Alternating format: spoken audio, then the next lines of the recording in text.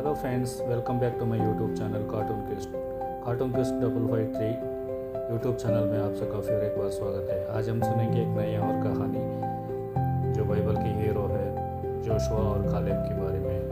Finally हम ये कहानी का आरंभ करेंगे, सुनेंगे।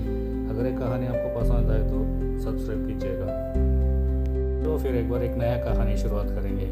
Joshua the final hero Israel. जैसे परमेश्वर ने कहा था, मूसा की मौत के बाद कानान देश आक्रमण करने के लिए जोशुआ और कालेब के साथ में इनकी यात्रा जोर्दान की ओर चल पड़ा। जैसे कि इस भगवान ने उन्हें सजा सुनाया था, 40 साल ये 40 साल इन्होंने जंगल में वन घोर अरण्य में घूमता रहा। 40 साल के घन घोर वनवास में घूमने के बाद फाइनली परमेश्वर ने उन्हें जोर्डान की ओर घूमने को और कानान देश को कब्जा करने के लिए आदेश दिया। याजकों ने वाचा का संदेश उठा के जोर्डान की ओर चल पड़ा।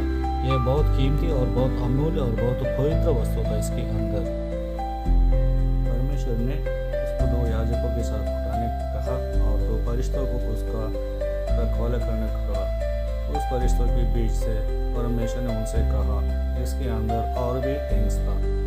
इसी तरह याजकों ने वाचा का संदेश उठाकर जोर्डान नदी के ओर चल पड़ा। जैसे याजकों ने जोर्दान के उधर चल पड़ा, जैसे लोगों ने जोर्दान की ओर चल पड़ा, फिर जो लोगों ने उसके ऊपर चिल्लाने लगा। परंतु जोशुआ को मालूम था परमेश्वर का प्लान। उस वक्त जोर्दान नदी भर भर के बह रहा था, तो लोगों ने उसको देखा तो बहुत आश्चर्य हो गया। फिर भी लोगों ने जैसे जोर्दान नदी के अंदर याजकों ने अपनी पैर रखा तो जोर्दान नदी 2 भागों में बढ़ गया। पानी अचानक सा एक जगह पर रुक गया। जैसे कालेब और जोशुआ ने जोर्दान नदी को पार किया, उन्होंने अपना जेरिको नगर में पहुंच गया। जेरिको लोग जैसे जेरिको के लोग इन्हें देखा, अपने आप दरवाज़ा सब बंद करने लगा।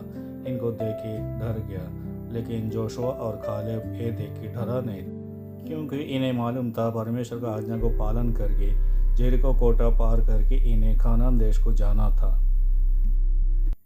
जोशुआ और कालेब ने अपने टेंट में बैठकर सोचने लगा, कैसे हम उस पर चलेंगे। सडनली एक आदमी जो भगवान के फरिश्ते ने तलवार लेके जोशुआ के सामने अचानक से खड़ा हो गया। जोशुआ ने पूछा, रुको, तुम हमारे साथ और हमारे दुश्मन के साथ हो? तो स्वर्गदूत ने कहा, मैंने परमेश्वर का सैनिक हूँ। जोशुआ को इस बात तो समझ में आ गया, ये फरिश्ते को परमेश्वर ने हमारे साथ भेजा है हमारे रक्षा के लिए।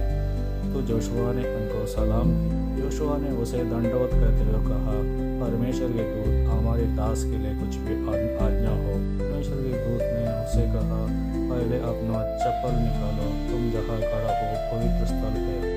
परमेश्वर के दूत ने जोशुआ से कहा, अभी सुन, ध्यान से सुन जो कुछ मैंने कहने जा रहा हूँ।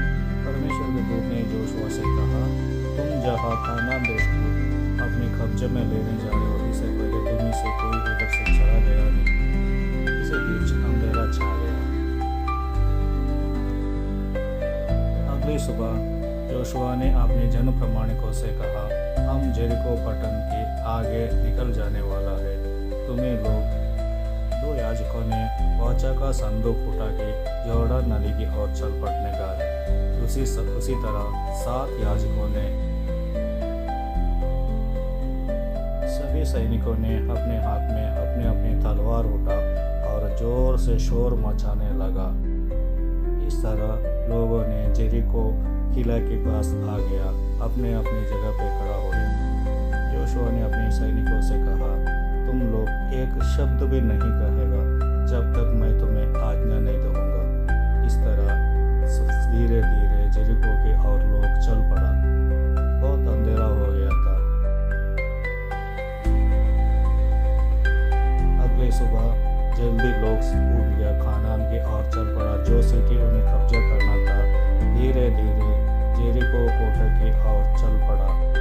इसी तरह परमेश्वर की आज्ञा के अनुसार 6 दिन लगातार जोशुआ और कालेब उनके सैन्य के साथ चलता रहा, जेरिको कोट किला कब्जा करने के ओर।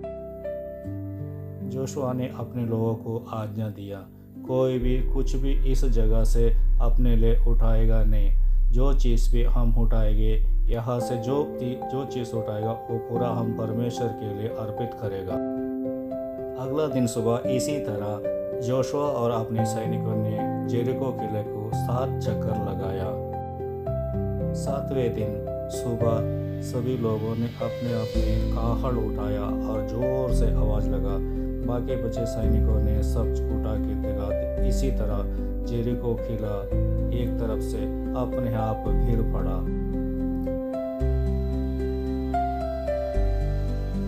इस तरह इस्राएली लोगों ने जेरिको नगर को कब्जे में ली। आगे जोशुआ और कालेब ने लोगों को इस कानान देश के और चल पड़ने को कहा, जैसा कि परमेश्वर का आज्ञा था। इसी तरह कालेब और जोशुआ ने इस्राएलियों को बाकी बचे हुए कानान देश में आगे चला गया।